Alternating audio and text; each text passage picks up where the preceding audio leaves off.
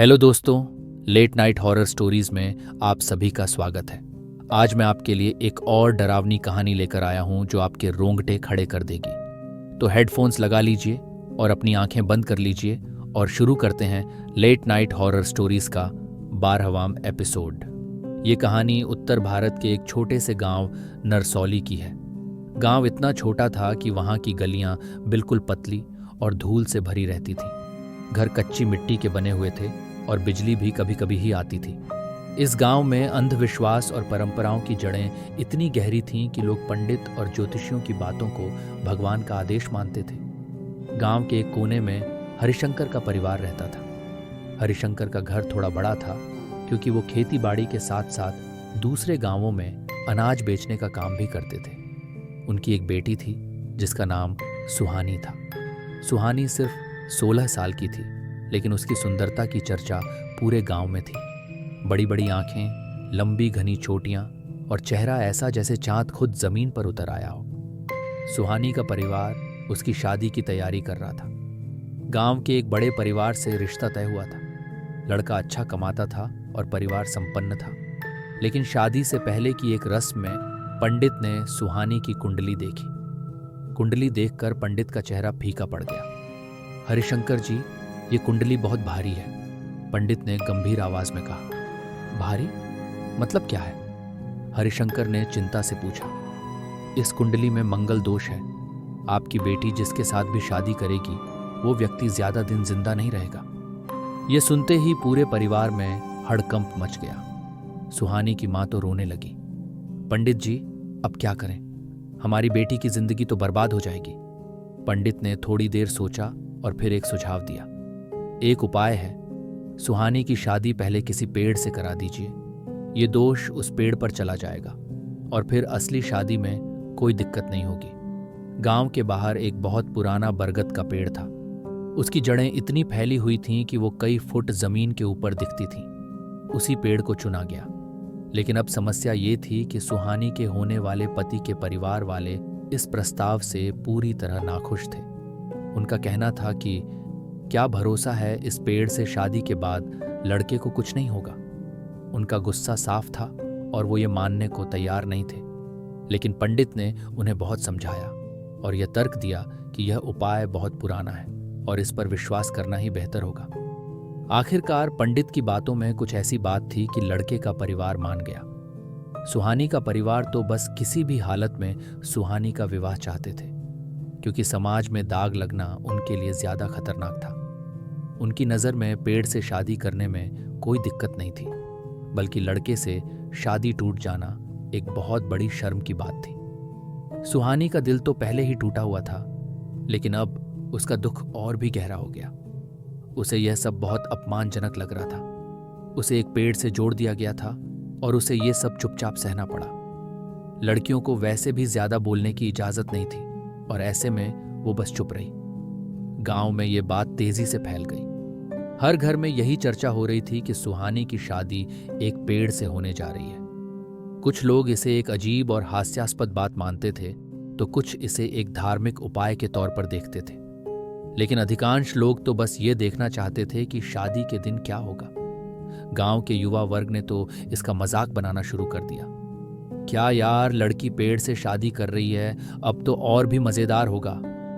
इससे तो अच्छा होता कि वो किसी पालतू जानवर से शादी कर लेती। ये जैसे ताने थे जो सुहानी के कानों तक पहुंच रहे थे। उसकी अपनी सहेलियां भी अब उससे दूरी बना चुकी थीं। वो भी हंसते हुए कहती, अब एक पेड़ हमारे जीजा जी बनेंगे। इसके बाद तो मीडिया भी इस अजीबोगरीब शादी को कवर करने आ गया। कैमरे और रिपोर्टर हर जगह थे। सुहानी को इस सब से बेहद शर्मिंदगी महसूस हो रही थी, लेकिन वो किसी से कुछ कह नहीं पा रही थी। उसका दिल टूट चुका था, लेकिन उसका सम्मान बचाने के लिए वह चुप थी। शादी की पूरी तैयारी में हर किसी का ध्यान सुहानी पर था। पूरे गांव में ये एक चर्चा का विषय बन चुका था। सुहानी को न सिर्फ अपनी शादी बल्कि अपनी पूरी जिंदगी को लेकर अपमान का सामना करना पड़ रहा था। किसी ने नहीं सोचा था कि इस पेड़ से शादी का क्या असर होगा, लेकिन सबने सुहानी की भावनाओं की कोई कद्र नहीं की। हर किसी ने अपना काम किया और सुहानी की आंखों में आंसू थे, पर उसने एक शब्द भी नहीं कहा। उसे खुद से ज्यादा अपने परिवार की इज्जत की चिंता थी। शादी के दिन सुहानी ने लाल जोड़ा पहना। उसकी आंखों में आंसू थे क्योंकि वो समझ नहीं पा रही थी कि एक पेड़ से शादी करना कैसा लगेगा। गांव के सभी लोग इकट्ठा हुए थे, ढोल बज रहे थे और मंत्रोच्चार के बीच पंडित ने शादी की रस्में शुरू कर दी। सुहानी के पिता ने उसकी डोरी उस पेड़ से बांध दी, लेकिन जैसे ही सुहानी ने उस पेड़ को छुआ, उसकी आंखों में एक अजीब सा डर दिखा। उसे लगा जैसे किसी ने उसके कानों में फुसफुसाया हो। वो आवाज धीमी लेकिन बेहद डरावनी थी। इतने शोर के बीच सुहानी उन फुसफुसाहटों को सही से समझ नहीं पाई। सुहानी घबराकर पीछे हट गई, लेकिन माँ बाप के डर से उसने कुछ नहीं कहा। रस्में खत्म हुई और सुहानी को घर ले जाया गया। पेड़ से शादी के बाद सुहानी की असली शादी की तैयारियां शुरू हो गईं, लेकिन तभी से उसके साथ अजीब चीजें होने लगीं। वो अक्सर अकेले में बैठी रहती और किसी से बात नहीं करती। कभी कभी वो रात को नींद में उठ जाती और घर के कोने में बैठकर खुद से बातें करने लगती। एक रात उसकी माँ ने उसे जागते हुए देखा। सुहानी अपनी खिड़की के पास खड़ी थी और बाहर अंधेरे में किसी को घूर रही थी। सुहानी, क्या देख रही हो? उसकी माँ ने पूछा। वो देखो माँ, नीचे कोई खड़ा है। माँ ने बाहर देखा, लेकिन वहां कोई नहीं था। उसने इसे सुहानी का भ्रम समझकर टाल दिया। सुहानी को हर रात अजीब सपने आने लगे। वो सपने में खुद को उसी बरगद के पेड़ के पास खड़ी पाती। उसे महसूस होता कि कोई अदृश्य शक्ति उसके आसपास है। कभी कभी वो महसूस करती कि कोई उसका हाथ पकड़ रहा है और उसकी पकड़ इतनी ठंडी होती कि सुहानी कांप जाती। एक दिन सुहानी की सहेली राधा उसके घर आई। तू इतनी चुप क्यों है सुहानी? पहले तो तू बहुत खुश रहती थी। राधा ने बड़ी उत्सुकता से पूछा। सुहानी का चेहरा बिल्कुल बदल चुका था। उसकी आंखों में एक तरह की खालीपन और डर था, जैसे वो किसी अजनबी दुनिया में खो चुकी हो। सुहानी ने धीरे से सिर झुकाते हुए कहा, राधा, मुझे लगता है कि वो पेड़ मुझे बुला रहा है। मेरी शादी उसी से हुई थी ना, अब वो मुझे छोड़ना नहीं चाहता। उसकी आवाज में एक अजीब सा डर था, जिसे राधा ने बिल्कुल नजरअंदाज कर दिया। राधा ने यह सुनते ही जोर जोर से हंसी। उसकी हंसी में मजाक था और यह सुहानी के दिल में एक और चुभन छोड़ गई। क्या तुम सच में यह मानती हो? राधा ने हंसते हुए कहा। तू पेड़ से डर रही है? यार, वो तो बस एक पेड़ है, क्या होगा? पेड़ से शादी कर ली तो क्या फर्क पड़ता है? अब उस पेड़ से डरने का क्या मतलब? राधा का मजाक सुहानी के लिए बहुत तकलीफदेह था। उसकी सारी भावनाएं इस मजाक में नष्ट हो गई। राधा की हंसी में कोई दया नहीं थी, केवल तिरस्कार था, और सुहानी की स्थिति को लेकर उसे कोई समझ नहीं थी। राधा ने सुहानी का और मजाक उड़ाते हुए कहा, अब तो तू शादीशुदा हो गई है ना, तो तू भी ना शादीशुदा लड़की की तरह काम कर और पेड़ से डरने की बजाय खुश रह। यह सुनकर सुहानी की आंखों में आंसू थे, लेकिन उसने उन्हें झूठी हंसी में छुपा लिया। उसने राधा से कुछ नहीं कहा, बस चुप रही। उसकी आत्मा जैसे टूट सी गई थी।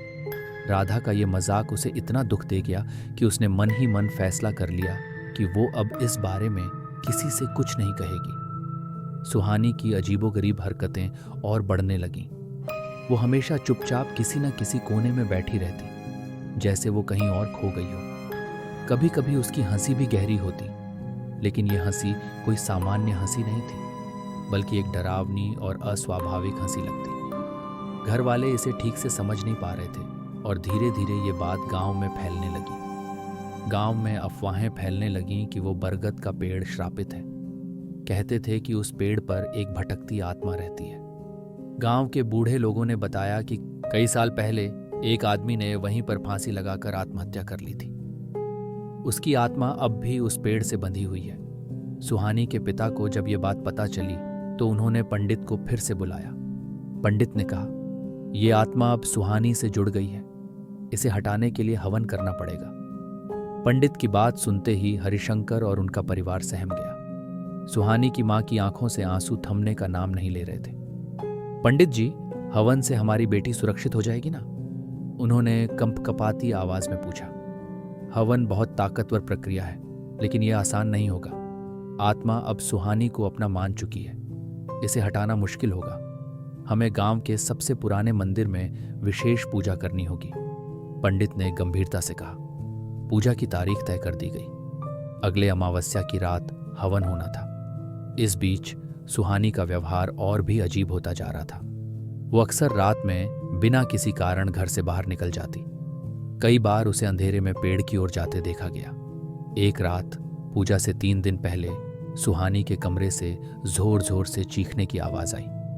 जब परिवार वाले दौड़कर अंदर गए तो उन्होंने देखा कि सुहानी बिस्तर पर नहीं थी। कमरे की खिड़की खुली थी और बाहर से ठंडी हवा आ रही थी। हरिशंकर और उनके बेटे ने बाहर जाकर देखा। दूर उस श्रापित बरगद के पास सुहानी खड़ी थी। उसकी आंखें अजीब तरह से चमक रही थी और उसके चेहरे पर डरावनी मुस्कान थी। सुहानी, यहां क्या कर रही हो? हरिशंकर चिल्लाए। सुहानी ने धीरे धीरे उनकी तरफ देखा और एक गहरी भयानक आवाज में कहा, वो मेरी है, अब इसे कोई मुझसे छीन नहीं सकता। उसकी आवाज बिल्कुल किसी आदमी जैसी थी, जैसे कोई और उसके शरीर में बोल रहा हो। हरिशंकर और उनके बेटे ने मिलकर सुहानी को घर वापस लाया। उसे बिस्तर पर लिटाया गया, लेकिन उसकी हालत लगातार बिगड़ रही थी। वो बार बार कहती, मुझे जाने दो, वो मुझे बुला रहा है। अमावस्या की रात आ गई। गांव के पुराने मंदिर में हवन की तैयारी की गई। चारों तरफ दिए जलाए गए और मंदिर में धूप और चंदन की खुशबू फैल रही थी। पंडित ने कहा कि हवन के दौरान सुहानी को पास रखना होगा, क्योंकि आत्मा उसी के शरीर में बसी है। जैसे ही हवन शुरू हुआ, मंदिर में अजीब चीजें होने लगी।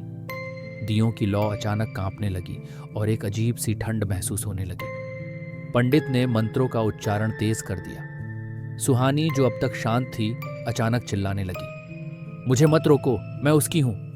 वो बेतहाशा चीख रही थी। पंडित ने बाकी लोगों को सुहानी को पकड़कर रखने को कहा। आत्मा हवन से परेशान हो रही है, इसे शरीर छोड़ने पर मजबूर करना होगा।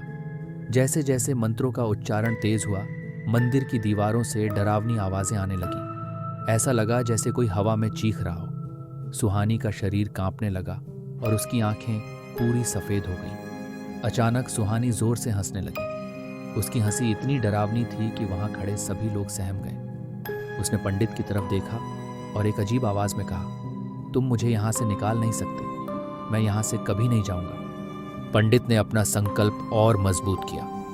उन्होंने अग्नि में विशेष सामग्री डाली, जिससे आग की लपटें और तेज हो गईं। उस पल सुहानी जमीन पर गिर पड़ी और तड़पने लगी। आत्मा ने अपना पूरा जोर लगाया। मंदिर के चारों तरफ की हवा अचानक भारी हो गई।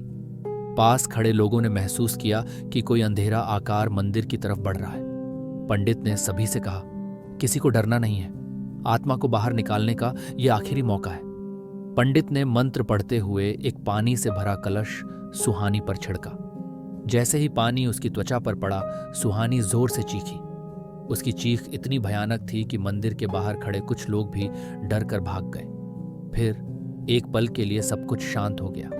सुहानी बेहोश हो गई और मंदिर में एक अजीब सी शांति छा गई। सुहानी के होश में आने के बाद पंडित ने कहा, आत्मा चली गई है, लेकिन इस पेड़ को हमेशा के लिए काटना होगा।